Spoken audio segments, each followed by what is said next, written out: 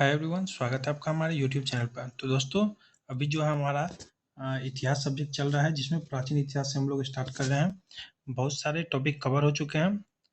तो आज जो है हमारा गुप्तोत्तर काल से होगा, क्योंकि हम लोगों ने कल ही गुप्त काल कंप्लीट किया है। तो चलिए गुप्तोत्तर काल से जो है 100 कंप्लीट करते हैं। उसके बाद एनसीईआरटी का ही ऑब्जेक्टिव। और हाँ, आप लोग जो है ज्योग्राफी की, पॉलिटी की क्लास देखना चाहते हैं तो प्लेलिस्ट बनी हुई है, उसकी जाकर के आप लोग देख सकते हैं। चलिए पहले पॉइंट से शुरू करेंगे हम लोग। पहला पॉइंट है हमारा, गुर्जर प्रतिहार वंश की स्थापना किस शासक ने की थी? तो नागभट्ट प्रथम ने। किसने की थी? तो नागभट्ट प्रथम ने। आगे है, राष्ट्रकूट साम्राज्य की स्थापना किसने की थी? तो दंती दुर्ग ने। बहुत बार आप लोग देखे होंगे, प्रश्न आया है कि राष्ट्रकूट साम्राज्य की स्थापना किसने की थी? तो दंती दुर्ग ने। अगला है हमारा, गुप्तोत्तर काल में भारत में मुख्यतः किसका आयात किया जाता था? तो घोड़ों का। किसका आयात किया जाता था? तो घोड़ों का। मोखरी शासकों की राजधानी कहाँ स्थित थी? तो कन्नौज। पूछे कि मोखरी शासकों की राजधानी कहाँ स्थित थी? तो कन्नौज में। चलिए नेक्स्ट पॉइंट देखते हैं हम लोग।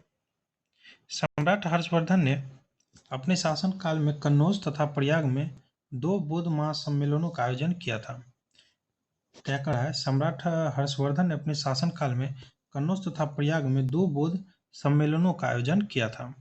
आगे है, बाल विवाह की प्रथा किसके शासन काल में प्रारंभ हुई? तो कुषाण काल में। ये बहुत प्रश्न आता है कि बाल विवाह की प्रथा किसके शासन काल में प्रारंभ हुई? तो कुषाण काल में। स्टार मार्क कर लीजिए इसको। प्राचीन भारत में सिंचाई कर को क्या कहते थे? तो कहते थे इसको विद विदक भागम। विदक भागम, ध्यान रखिएगा। आगे हमारा, हर्ष के प्रशासन में अवंती युद्ध और शांति का अधिकारी था। इसके अतिरिक्त कुछ अन्य अधिकारी निम्नवत थे। सिंहनाद सेनापति, कुंतल तो अश्व सेना का प्रधान, स्कंदगुप्त यानी हस्त सेना का प्रधान, सामंत या महाराज तो नागरिक प्रशासन का प्रमुख। आगे देखेंगे हम लोग, तीसरी शताब्दी में वारांगल किस लिए प्रसिद्ध था? तो लोहे के यंत्रों और उपकरणों हेतु। लोहे के यंत्रों और उपकरणों हेतु। पुराणों के अनुसार चंद्रवंशीय शासकों का मूल स्थान किसे माना जाता है? तो प्रतिष्ठानपुर। प्रतिष्ठानपुर को। हर्षचरित नामक पुस्तक के रचयिता कौन थे? तो बाणभट्ट। ये बहुत प्रश्न आता है कि हर्षचरित किनके द्वारा पुस्तक लिखी गई है? तो बाणभट्ट के द्वारा। हर्ष का शासनकाल कब से कब तक था? तो 606 से लेकर 641 ईस्वी तक। आगे हमारा, सम्राट हर्ष ने अपनी राजधानी थानेश्वर से कहाँ स्थानांतरित की थी? कन्नौज से। मोस्ट इंपोर्टेंट पूछे कि सम्राट हर्ष ने जो है अपनी राजधानी थानेश्वर से कहाँ बदल दी थी? तो कन्नौज। कवि बाणभट्ट कहाँ के निवासी थे? तो औरंगाबाद यानी महाराष्ट्र। नर्मदा नदी पर सम्राट हर्ष के दक्षिणवर्ती अभियान को पुलकेशिन द्वितीय ने रोका था। किन्होंने रोका था? तो पुलकेशिन द्वितीय ने। चलिए आगे हमारा, नालंदा विश्वविद्यालय किस राज्य में स्थित है? तो बिहार राज्य में है। ह्वेनसांग किस राजा के शासन काल में भारत आए थे? तो सम्राट हर्षवर्धन। ह्वेनसांग किस राजा के शासन काल में भारत आया था? तो सम्राट हर्षवर्धन। वहीं फाहियान पूछे तो विक्रमादित्य यानी चंद्रगुप्त द्वितीय के शासन काल में, और हर्षवर्धन ह्वेनसांग पूछे तो हर्षवर्धन के काल में। भारत में नारियल की खेती कब से प्रारंभ हुई थी? सातवाहन काल से। सातवाहन काल से शुरू हुई थी नारियल की खेती। आगे हमारा, कोसई शब्द का प्रयोग किसके लिए किया गया है? तो रेशम के लिए। कोसई शब्द का प्रयोग किसके लिए किया गया है? तो रेशम के लिए। गुप्तोत्तर काल में प्रमुख व्यापारिक केंद्र कहाँ था? तो कन्नौज। पूछे गुप्तोत्तर काल में जो व्यापार का केंद्र कहाँ था? तो कन्नौज था। ह्वेनसांग की भारत में यात्रा के समय सूती वस्त्रों के उत्पादन के लिए सबसे प्रसिद्ध नगर मथुरा था। गुप्तोत्तर काल में भूमि का स्वामित्व किसके हाथ में था? किसके हाथ में था? तो ग्राम सभा के हाथ में था। किसके? ग्राम सभा। भारत में सबसे प्राचीन विश्वविद्यालय है तो नालंदा विश्वविद्यालय। पूछे कि भारत में सबसे प्राचीन विश्वविद्यालय कौन सा है? तो ऑप्शन में देगा तो नालंदा विश्वविद्यालय टिक कीजिएगा। भीनमाल की यात्रा किस चीनी यात्री ने की थी? तो ह्वेनसांग ने। और हर्षवर्धन के काल में आए थे, ये ध्यान रखिएगा। चीनी यात्री इसिंग ने बिहार का भ्रमण किस समय किया था? 672 ईस्वी में। पूछ भी देता है इसिंग कौन यात्री थे? चीनी यात्री थे। आगे हर्ष को 3 नाटकों प्रियदर्शिका, रत्नावली और नागानंद के रचयिता के रूप में भी जाना जाता है। पूछे कि हर्ष को 3 नाटकों प्रियदर्शिका, रत्नावली और नागानंद के रचयिता के रूप में भी जाना जाता है? तो सत्य है। ऑप्शन में दे देता है इस तरह से प्रश्न, सत्य है या असत्य, तो ध्यान रखना है। नालंदा विश्वविद्यालय को किसने नष्ट किया था? तो बख्तियार खिलजी ने। बहुत बार प्रश्न आया है। कि नालंदा विश्वविद्यालय को किसने नष्ट किया था? तो बख्तियार खिलजी ने। आप लोग जो है एनसीईआरटी कंप्लीट कीजिए, ऑब्जेक्टिव से हो, वन लाइनर से हो, तो आप लोग को मैक्सिमम क्वेश्चंस यहीं से देखने मिलेंगे। किस काल में जजमानी व्यवस्था कहलाने वाली एक नए प्रकार की सामाजिक संरचना का भारत में प्रसार हुआ?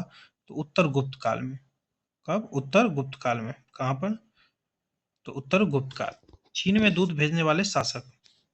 तो हर्षवर्धन। तो कौन से राज्य से या वंश?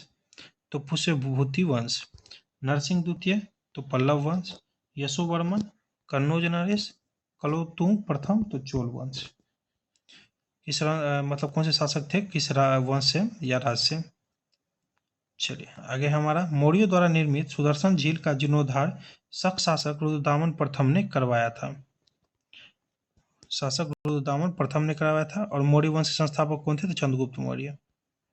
चलिए अब डायरेक्ट एनसीईआरटी के ऑब्जेक्टिव पे आ जाते हैं हम लोग। तो हमारी क्लास की जो है इम्पोर्टेंट इसलिए होता है क्योंकि एनसीईआरटी के वन लाइन कंप्लीट के साथ ही हम लोग उसका ऑब्जेक्टिव भी करवाते हैं। क्योंकि किसी भी चीज़ को आप पढ़ते हैं और उसका ऑब्जेक्टिव लगाते हैं तो वो कंटेस्ट हो जाता है आपके लिए। चलिए पहला हमारा, वो चीनी यात्री जिसने भिन्न माल की यात्रा की थी? तो हेनसांग ने। और हर्षवर्धन के काल में आए थे ये। मुखरी शासकों की राजधानी कहाँ थी? इंपॉर्टेंट प्रश्न। कन्नौज थी। आगे हमारा, नर्मदा नदी पर सम्राट हर्ष के दक्षिणावर्ती अभियान को किसने रोका था? तो पुलकेशिन द्वितीय ने। किसने? पुलकेशिन द्वितीय ने। हर्ष के शासनकाल की सूचना किसकी पुस्तक में वर्णित है? तो कल्हान। और राजतरंग के लेखक भी जो है कल्हन है, ये भी बहुत पूछता है। चीनी यात्री हेनसांग ने किस विश्वविद्यालय में अध्ययन किया था? तो नालंदा विश्वविद्यालय में। बोरोबुदुर का विश्व प्रसिद्ध बौद्ध स्तूप का निर्माण किन शासकों द्वारा कराया गया था? तो शैलेंद्र शासकों द्वारा। ऑप्शन सी हो जाएगा राइट। सम्राट हर्ष ने अपनी राजधानी थानेश्वर से कहाँ स्थानांतरित की थी? कहाँ की थी? तो कन्नौज की थी, बिल्कुल। सम्राट हर्षवर्धन ने 2 महान धार्मिक सम्मेलनों का आयोजन किया था। तो इसका हो जाएगा कन्नौज तथा प्रयाग में। ऑप्शन ए हो जाएगा राइट। कवि बाणभट्ट निवासी था? तो इनमें से उपयुक्त में से कोई नहीं दिया है। चलिए आगे बढ़ते हैं हम लोग। चलिए इंपॉर्टेंट प्रश्न है कि हर्षचरित नामक पुस्तक किसने लिखी है? तो बाणभट्ट। बता चुके आप लोगों को, बाणभट्ट। ऑप्शन बी राइट हो जाएगा। बहुत पूछता है प्रश्न। गुप्तोत्तर युग में प्रमुख व्यापारिक केंद्र था? तो अभी पढ़ चुके थे हम लोग, कन्नौज था। Option A. ह्वेनसांग की भारत यात्रा के समय कौन सा नगर सूती कपड़ों के उत्पादन के लिए प्रसिद्ध था? सूती कपड़ों के लिए? तो मथुरा था। Option B. कोसै शब्द का प्रयोग किया गया है? तो रेशम के लिए। ऑप्शन सी रेशम के लिए। आदि शंकराचार्य द्वारा स्थापित 4 मठ कहाँ स्थित है? तो जोशीमठ, द्वारका, पुरी, श्रृंगेरी। निम्नलिखित जोड़ों में से कौन सा जोड़ा सुमेलित नहीं है? तो जो सुमेलित है पहले वो देख लेते हैं। रवि कीर्ति पुलकेशिन द्वितीय सही है। भवभूति कन्नौज के यशोवर्मन ठीक है। दंडी नरसिंह वर्मन, ये जो ऑप्शन सी हमारा मिलान नहीं है, ये हमारा राइट आंसर हो जाएगा। मिलान नहीं है जो वही पूछा है। सुदक द्वारा लिखी हुई प्राचीन भारतीय पुस्तक मृच्छकटिकम का विषय था? तो एक धनी व्यापारी और एक गणिका की पुत्री की प्रेम कथा सुदरक द्वारा लिखी हुई है। ये पुस्तक मृच्छकटिकम, ध्यान रख लीजिएगा। अब क्या हमारा, एक महान रोमानी नाटक कादम्बरी के लेखक थे? तो बाणभट्ट, बिल्कुल सही। हर्षवर्धन की आरंभिक राजधानी कहाँ थी? तो थानेश्वर थे, अभी पढ़े थे हम लोग। ऑप्शन सी हो जाएगा। निम्नलिखित में कौन सा युग में सही सुमेलित नहीं है? सारे प्रश्न इंपॉर्टेंट है, एक भी स्किप मत कीजिएगा, बहुत इंपॉर्टेंट है। तो विक्रमादित्य चैतन्य। Option A. 13वीं शताब्दी में राजस्थान के माउंट आबू में प्रसिद्ध दिलवारा मंदिर किसने बनवाया था? तो हमारा राइट आंसर आ जाएगा तेजपाल। ऑप्शन डी आ जाएगा तेजपाल, बिल्कुल राइट हो जाएगा हमारा। चलिए आगे देखेंगे हम लोग। मध्य प्रदेश में खजुराहो समूह के स्मारकों में किस धर्म के मंदिर हैं? तो इसका जो राइट आंसर आ जाएगा हिंदू तथा जैन दोनों। ऑप्शन सी हो जाएगा बिल्कुल राइट। चलिए 22 देखते हैं हम लोग। संस्कृत नाटक नागानंद की रचना किस शासक द्वारा की गई थी? तो हर्षवर्धन द्वारा। ऑप्शन बी हो जाएगा। खजुराहो मंदिर का निर्माण किसने किया था? बहुत इंपॉर्टेंट प्रश्न है, कई बार आप लोग को प्रश्न देखेंगे आया होगा। चंदेल राजपूत द्वारा। 24 है हमारा कि निम्न में से किस प्रतिहार राजा ने आदिवराह की उपाधि ग्रहण की? तो हमारा राइट आंसर आ जाएगा मिहिर भोज। ऑप्शन ए हो जाएगा। प्रतिहार वंश का महानतम राजा कौन था? तो भोज यानी मिहिर भोज, ऑप्शन सी। दिद्दा नाम की रानी ने भारत के किस भाग पर 980 से 1003 ईस्वी तक शासन किया था? तो हमारा हो जाएगा कश्मीर, ऑप्शन बी। निम्नलिखित में से किसने हून शासक मिहिर कुल को पराजित किया था? तो वेशो वर्मन होना चाहिए था। चलिए आगे हमारा, या फिर धर्मन, देख लीजिएगा। हून विजय के पश्चात गुप्त शासक स्कंदगुप्त ने कौन सी उपाधि धारण की थी? तो विक्रमादित्य यानी चंद्रगुप्त द्वितीय। ध्यान रखिएगा। गुणोत्तर काल का महत्वपूर्ण सामाजिक व आर्थिक परिवर्तन निम्न में से किसे माना जाता है? तो हमारा राइट आंसर जाएगा सामंती व्यवस्था एवं भूमि दान प्रणाली को, ऑप्शन ए। चलिए नीचे हमारा यात्री चीन से जो भारत आने वाले प्रमुख यात्री थे और विशेष तथ्य देख लीजिए। फाहियान जो है चंद्रगुप्त द्वितीय विक्रमादित्य के दरबार में आए। चीन से भारत आने वाले प्रथम बौद्ध भिक्षु थे, ध्यान रखिएगा। वेनसांग पूछे तो हर्षवर्धन के समय भारत आया और भास्कर वर्मन तथा हर्षवर्धन की राजसभा में रहा। सिंह पूछे तो समुद्री मार्ग से भारत आया था। आगे हमारा चीनी दूध में भेजे वाले शासक, फिर से देख लेते हैं। हर्षवर्धन पुष्यभूति वंश, नरसिंह द्वितीय पल्लव वंश, यशोवर्मन कन्नौज नरेश, कलोत्तुंग प्रथम तो चोल वंश। आगे है कुमार गुप्त प्रथम ने नालंदा महाविहार की स्थापना करवाई थी तथा नालंदा बौद्ध शिक्षा का केंद्र बन गया। चलिए वीडियो अच्छा लगा हो तो लाइक कमेंट जरूर कर लीजिएगा, अपने दोस्तों के साथ शेयर जरूर कीजिएगा।